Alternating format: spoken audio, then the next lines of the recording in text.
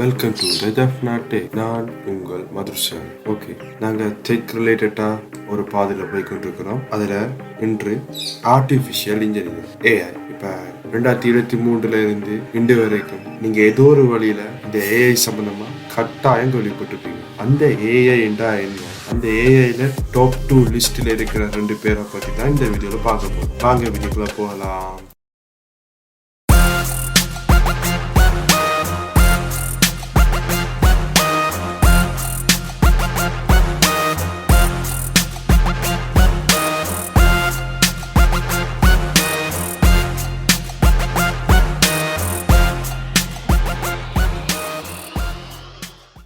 Okay friends, நாங்கள் AI என்னென்னு பார்க்கும் முதல் மிஷின் லேர்னிங் என்னென்னு பார்ப்போம். மிஷின் லேர்னிங் டைரக்டர் சங்கர் திரைக்கதை இயக்கத்தில் வெளிவந்த 2.0 அண்ட் எந்திரன் மூவி வழியா பாருங்க விளங்கும். அதாவது அதுல அந்த சிட்டி ரோபோ முதல் வெறும் ஒரு ஹார்ட்வேரா உருவாக்கப்படுது.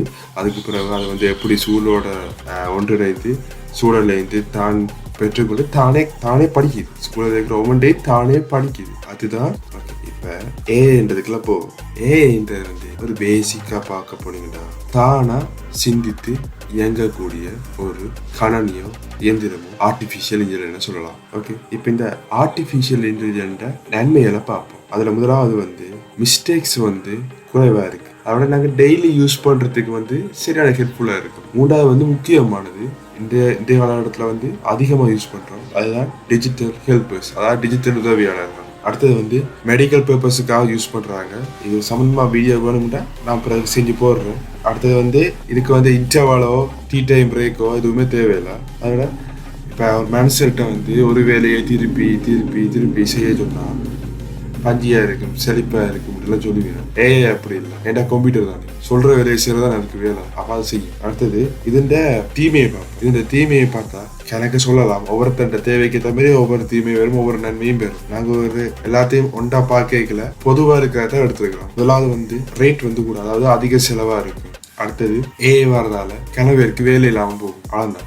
அடுத்தது இந்த நன்மைகள்ல உண்டான டிஜிட்டல் ஹெல்பர்ஸ்ன்றது ஆரம்பத்துல 2021 அந்த காலகட்டத்தில் எப்படி வந்ததுன்னா Alexa, Google assistant, okay Google, அது மாதிரியான ஒரு டைப்ல வந்தது. ஆனா இப்ப 2022-3 டொப்ல இருந்த digital helper Microsoft Bing project, open AI project, chat GPT. 2024 start, 2023 ஃபுல்லாவே சாட் ஜிபிடி அடிக்கிறதுக்கு ஆளே இல்லாம இருந்தது. பட் இப்போ ஒரு ஆள் புதுசா இறங்கி இருக்கிற, அவரை பார்த்து டீப்பா பார்ப்போம். இப்ப அந்த புதுசா இறங்கினார் யார் தெரியுமா? நாங்க எப்பயுமே யூஸ்வலா யூஸ் பண்றதுல சர்ச் என்ஜின் பி, அதாவது மைக்ரோசாஃப்ட் ஒரு ப்ராடக்ட். அதுல இருந்து சாட் ஜிபிடி வந்தா எங்களுக்கு கூகுள் என்ன விடுவாரா?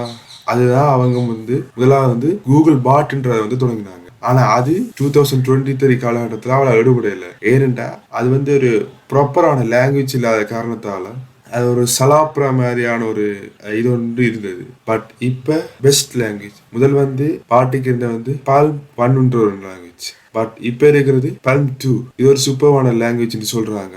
இது சம்பந்தமா பார்க்க போனா இப்ப ஏஐயோ ஒரு சாஃப்ட்வேரோ சம்பந்தமா பார்க்கணும்னா அது என்ன லாங்குவேஜ், அது எவ்வளவு தூரம் அட்வான்ஸ் ஆனதான் பார்க்கணும். இப்ப சாட் ஜிபிடிக்கு எது லாங்குவேஜ்னு பார்த்தா GPT-4ன்றது லேட்டஸ்டா வந்திருக்கக்கூடியது. அதாவது சாட் GPT-4 லாங்குவேஜ் GPT-4. இதுக்கு முதல் ஓல்டு வெர்ஷன் லாங்குவேஜ் GPT-3.5. இப்ப இந்த சாட் ஜிபிடி எடுத்தீங்கன்னா பிரீமியம் இருக்கு, அதோட ஃப்ரீயா யூஸ் பண்ண முடியும். ஃப்ரீயா யூஸ் பண்றது சாட் GPT-3.5. அதுல 2021 வரைக்கும் தான் அப்டேட் இருக்கு. சாட் GPT-4 அதாவது அதுக்கு பிரீமியம் காசு யூஸ் பண்ற மாதிரி இருக்கும். அது இப்ப ரியல் டைம்ல கூட அப்டேட் ஆகிற மாதிரி ஒரு இதுல இருக்கும். ஓகே, அடுத்தது பால்ம் 2 கூகுள் பாட்டில மட்டும் யூஸ் பண்ணல. அவங்கள்ட்ட 112 ப்ராடக்ட் இருக்கு, அத்தனையிலேயே அவங்க யூஸ் பண்ண போறாங்க. அதுக்கு ஒரு உதாரணமா பாத்தீங்கன்னா ஜிமெயில் நாங்க அவ்வளவு யூஸ் உதாரணத்துக்கு அவரோட பேர் kamal.gmail.com இருக்கும். அந்த ஜிமெயில ஒரு இமெயில் கம்போஸ் பண்ணும்போது எனக்கு கொஞ்சம் இங்கிலீஷ் வராது, கிராமர்ல மிஸ்டேக் பண்ணிடுவேன், ப்ரொஃபஸருக்கு அனுப்ப போறேன். அப்ப என்ன செய்வோம்? சாட் ஜிபிடி இருந்துச்சுன்னா இங்கே இருந்து சாட் ஜிபிடி ஓப்பன் பண்ணி அதில் என்ன அடிக்கணும் அடித்து அது அதை ரைட் பண்ணி தரும். அதை காப்பி பண்ணி திருப்பி கொண்டு இமெயிலில் போட்டு உலகவே. அதை விட இப்போ நியூ அப்டேட்ல வந்து கொண்டிருக்காங்க. இந்த ஜிமெயில வந்து ஹெல்ப் மீ ராய், இது வந்து ஜிமெயில இருக்கக்கூடிய ஒரு ஏஐ. இது மூலமா நீங்க உங்களுக்கு என்ன வேணுமோ அதில் வந்து கேட்டீங்கன்னா தானே அடிச்சு தரும். பெர்ஃபெக்டா இருக்கும் அது.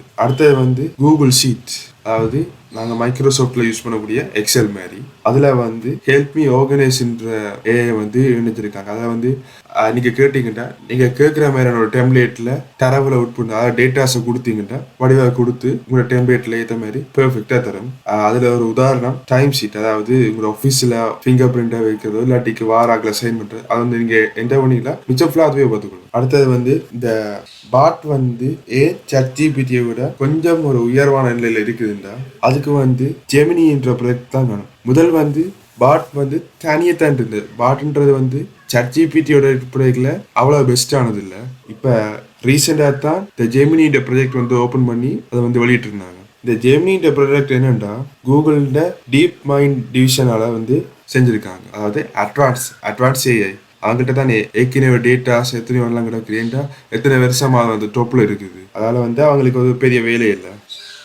இப்போ ஜெமினியை வந்து மூண்டா பிரிக்கிறாங்க. இப்போ நாங்கள் கரண்ட்ல யூஸ் பண்ணிக்கூடிய ஜெமினியை கணக்கு யோசிக்காங்க. பாட் முதலாவது ஜென்ரேஷன், அதுல அடுத்த ஜென்ரேஷன் தான் ஜெமினிக்குன்னு தனியாக ஒரு வெப்சைட் ஒன்றும் இல்லை. ஜெமினியையும் பாட்டையும் ஒன்றா நினைச்சிட்டாங்க. இப்போ நீங்க பாட்டில முதல் மாதிரியே யூஸ் பண்ணா அதுல உங்களுக்கு ஒர்க் ஆக போகிறது ஜெமினின்ற ஃப்ரேம் ஒர்க் தான் வேலை செய்யும். ஓகே, ஜெமினியில் வந்து 3 இருக்கு.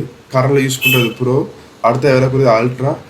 இந்த ப்ரோவே சூப்பராக இருக்கு. ஏன்னா ChatGPT-ல வந்து நாங்கள் ஒரு சட்டாவோ இல்லாட்டி ஒரு வாய்ஸ் மூலமாக கொடுக்கும்போது அதை வந்து டெக்ஸ்ட் ஆகிட்டா அதுக்கு தான் முதல் தரும் டெக்ஸ்டா. ஆனால் இங்கே அப்படி இல்லை.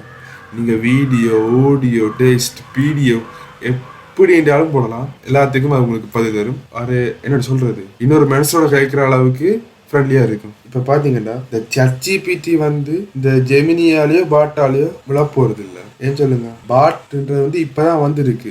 சாரி, பாட்ன்றது ஜெமினின்றது வந்து ஏஐயோ மிஷினோ, ஏஐ மெக்கானிக்கல் லேர்னிங் இருக்கிற ஒரு இயந்திரம் வந்து அது வந்து ஒன் டைம் பார்த்து பழகணும். எப்படின்னா அந்த எந்திரன் படத்துல வந்து டிவியை போட சொல்லி எப்படி அந்த சிட்டி ரோபோட் வந்து போய் டிவியை கீழே போட்டு உடைச்சதோ அதுக்கு வந்து தெரியாது. டிவியை போடுன்றது வந்து பேசிக் ப்ரோக்ராமிங். அதுக்கு டிவியை போடுறது எங்களுக்கு தான் தெரியும். எங்களை மாதிரி பகுத்தறிவு இருக்கிற ஆட்களுக்கு தான் தெரியும். டிவியை போட டிவி ஆன் பண்றது, அதுக்கப்புறம் காலப்போத்தில் அதெல்லாம் உணர்ந்து கொண்டு அதை படிக்குது தானே. அதே மாதிரி தான் ஏஐயும் ட்ரெயின் ஆகணும். ஆனா இந்த ChatGPT வந்து முதலே வந்ததால நிறைய வந்து ட்ரெயின் ஆகிட்டு. அதுல இருக்கிற ஒரே ஒரு ஃபோல் பிரீமியம் ஃப்ரீ, அந்த ரெண்டு இதுதான் வித்தியாசம். அதால வந்து எந்த பிரச்சனையும் இருக்காது. சொல்ல போனா ChatGPT-யும் பாட்டும் இந்த நிலைமையில வந்து ஈக்குவலா தான் இருக்குது. எதிர்காலத்துல என்ன நடக்குது அடுத்தடுத்த வீடியோல பார்க்கலாம். இப்ப உங்கள்கிட்ட விடைபெறுறது நான் உங்கள் மதுர் சார். அகிலம் போற்று.